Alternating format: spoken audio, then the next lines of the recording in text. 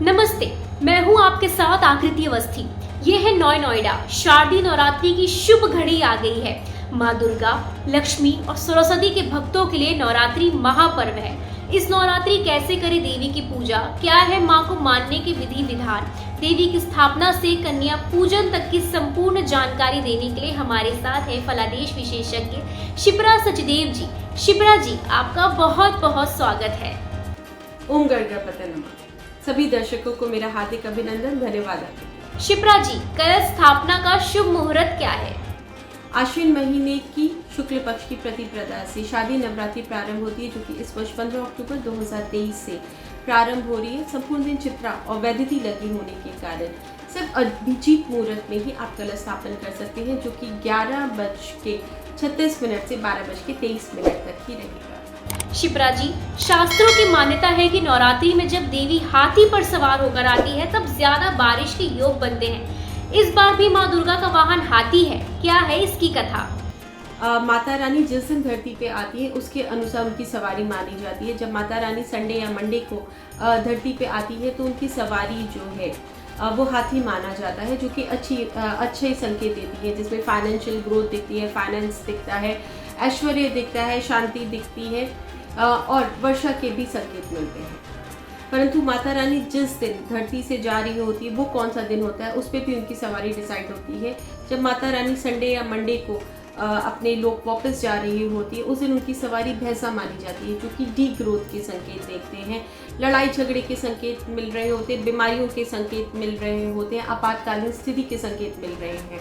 तो इस समय 9 दिन आप लोग कितनी श्रद्धा और भक्ति के साथ पूजा अर्चना कर रहे हैं उस पर बहुत कुछ डिपेंड करेगा, क्योंकि आप जैसी पूजा अर्चना करेंगे वैसे ही आशीर्वाद आपको मिलेगा और अपने परिवार के लिए आप सुरक्षा कवच का कार्य कर सकते हैं। शिप्रा जी, इस वर्ष शारदीय नवरात्रि पूरे 9 दिनों का होगा और 30 साल बाद दुर्लभ संयोग बनने जा रहा है। क्या और भी खास है इस नवरात्रि के पर्व में? इस वर्ष अच्छे सहयोग मिल रहे, एक सूर्य बुधादित्य योग बन रहा है। स्वगृही बुध कन्या राशि में विराजमान है, जो कि अच्छे संकेत दे रहे हैं, और साथ में ही स्वगृही शनि भी विराजमान है, जो कि अच्छे संकेत मिल रहे हैं। शिप्रा जी, कलश स्थापना की सामग्री के बारे में भी भक्तों को जरूर बताइए। माता रानी की जो सामग्री पूजा अर्चना के लिए चाहिए होती है वो कलश चाहिए होता है, लाल कपड़ा चाहिए होता है, लाल वस्त्र चाहिए होते हैं, नारियल चाहिए होते हैं, मौली चाहिए होती है, लौंग का जोड़ा चाहिए होता है। इसके साथ ही आपको सुपारी चाहिए, कमल गट्टा चाहिए, गोमती चक्र चाहिए और बाकी फल फूल जो मेवा आप माता रानी को चढ़ाना चाहते हैं वो सब कुछ आप ले सकते हैं। शिप्रा जी, कलश स्थापना कैसे करें माता रानी के सभी भक्त?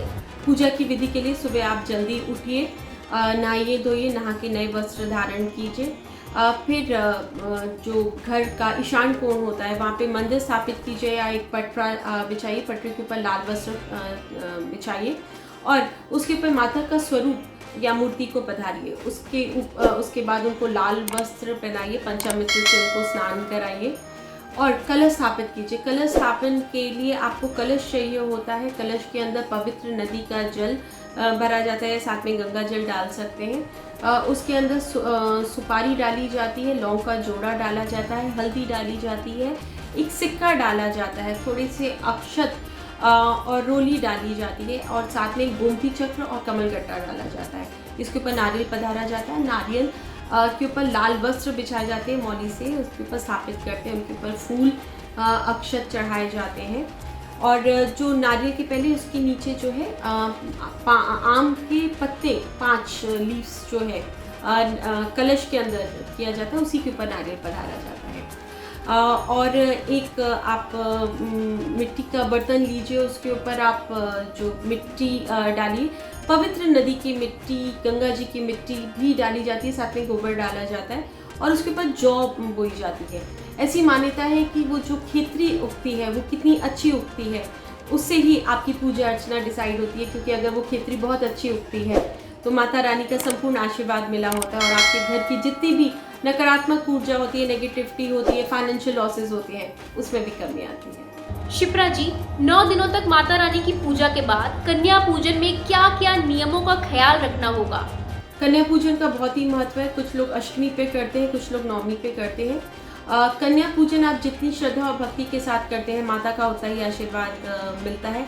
ऐसी मान्यता है कि जब कन्या आपके घर में पधारती है तो उसके साथ माता रानी भी आपके घर में पधारती है। तो आप 5 कन्याएं बिठा सकते हैं, 7 बिठा सकते हैं, 11 बिठा सकते हैं, 9 बिठा सकते हैं, 21 बिठा सकते हैं, वो अपनी श्रद्धा होती है।